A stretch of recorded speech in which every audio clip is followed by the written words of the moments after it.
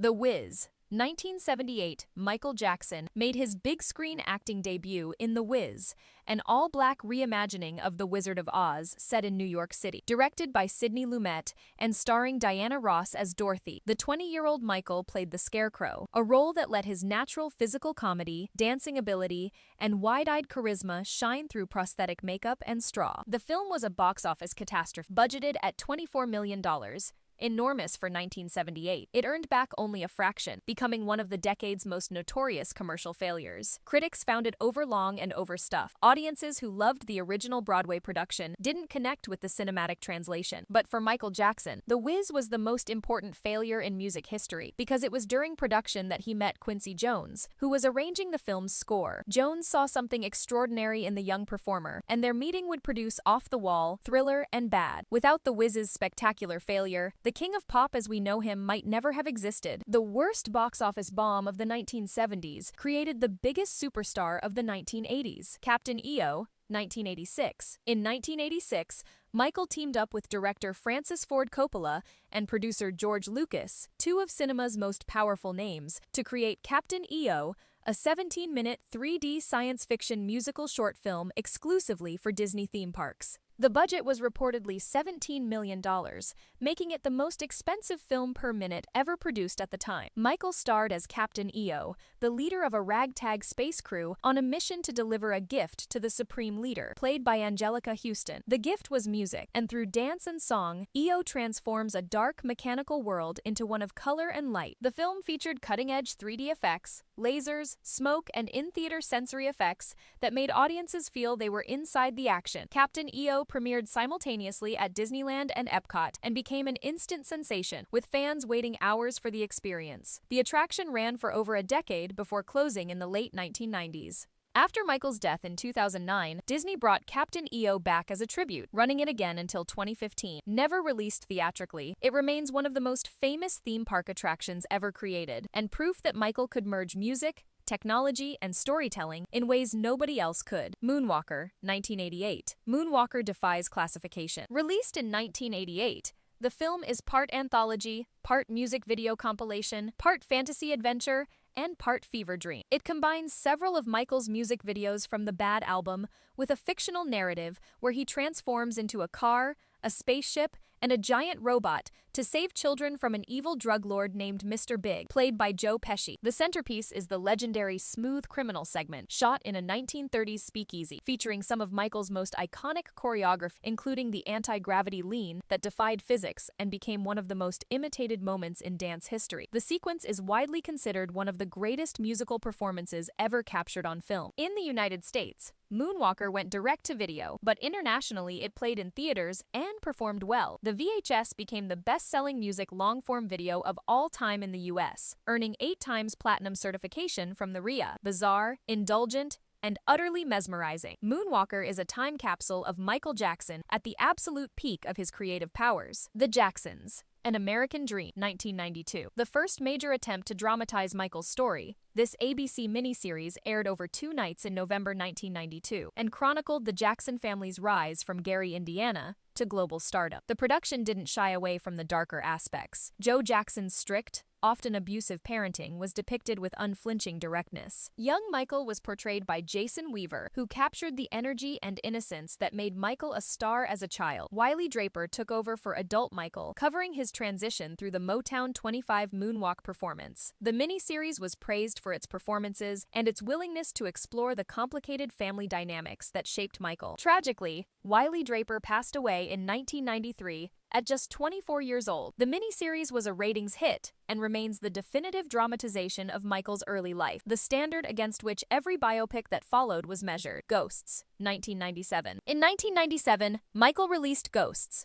a 39-minute supernatural short film directed by special effects legend Stan Winston, co-written by Michael Jackson and Stephen King. The story follows a mysterious maestro living in a haunted mansion, confronted by an angry mayor and townsfolk who want him banished for being a freak. Michael played 5 different characters in the film: the maestro, the mayor, and several ghosts and ghouls, using groundbreaking prosthetics that showcased his range as a physical performer. The film features extraordinary dance sequences, including one where Michael's skeleton skeleton literally dances out of his body. The choreography is intricate, the special effects stunning, and the metaphor transparent. Don't judge people for being different. Ghosts premiered at the Cannes Film Festival and played theatrically internationally, though it received only limited US release. It remains one of Michael's most underrated and ambitious projects, a 40-minute argument for compassion disguised as a horror musical. Man in the Mirror, The Michael Jackson Story, 2004. VH1's television biopic starred actor and comedian Flex Alexander as Michael Jackson, attempting to cover his entire life from the Jackson 5 through his solo career, changing appearance,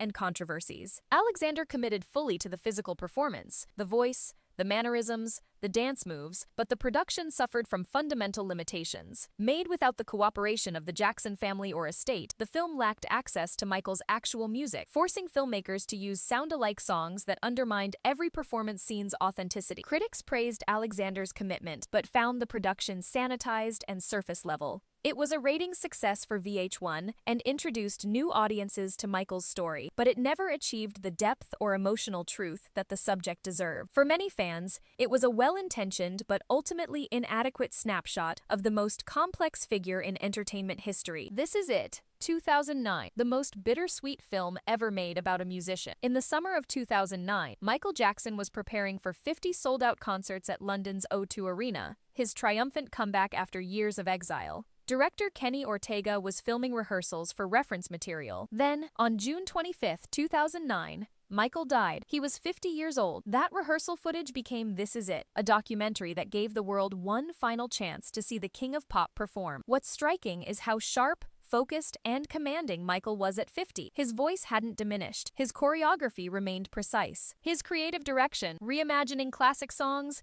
perfecting lighting cues, coaching musicians with the ear of a master producer, showed an artist whose genius was fully intact. This Is It was released in October 2009 and grossed over $260 million worldwide, becoming the highest-grossing documentary and concert film of all time. Fans packed theaters to say goodbye one final time. Many left unable to speak. Michael Jackson, The Life of an Icon, 2011. Producer David Guest's feature-length documentary attempted a comprehensive portrait of Michael through never-before-seen footage and exclusive interviews with Katherine Jackson, siblings Tito and Rebby, and friends and collaborators. The film leaned heavily toward a positive portrayal. Jest was a close family friend, but it provided intimate moments of the Jackson family reflecting on the man behind the legend. It received limited theatrical release and found its audience on DVD and streaming, offering fans still grieving a more personal look at Michael's life beyond the headlines. Searching for Neverland, 2017, Lifetime's television film, based on the memoir by Michael's former bodyguards Bill Whitfield and Javon Beard, starred professional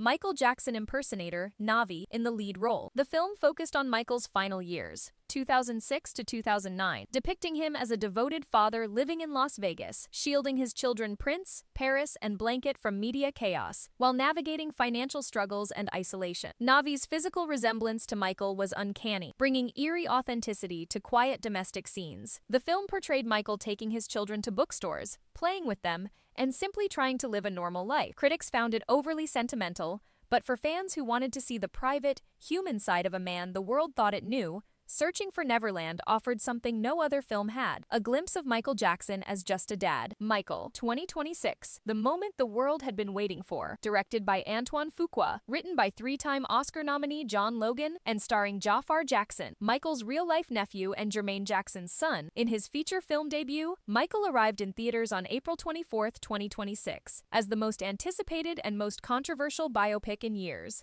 The film covers Michael's journey from discovery as the Jackson 5's lead singer through his rise to global superstardom, focusing on the 1980s era of off-the-wall, thriller, and bad. Coleman Domingo plays Joe Jackson with terrifying intensity. Nia Long portrays Katherine Jackson. Miles Teller plays attorney John Branca. The trailer shattered records, earning over 116 million views in 24 hours, the most-watched debut for any music biopic in history. The production was not without turmoil. After a clause was discovered in a legal settlement, references to the 1993 allegations were removed, the third act was revised, and reshoots took place in June 2025, bringing the total production budget to an estimated $155 million. As a result, The film ends during the Bad Tour in 1988, at the height of Michael's fame, before the shadows arrive. On Rotten Tomatoes, only 38% of critics' reviews were positive, with the consensus reading that, while Jafar Jackson's smooth moves bring the king of pop to uncanny life, this musical biopic mostly plays like a greatest hits album. But audiences didn't care about critics. The film opened to $97 million domestically and $217 million globally, by far the biggest debut for any biopic in history. Audiences awarded it a 97% score on Rotten Tomatoes, and it has grossed $960 million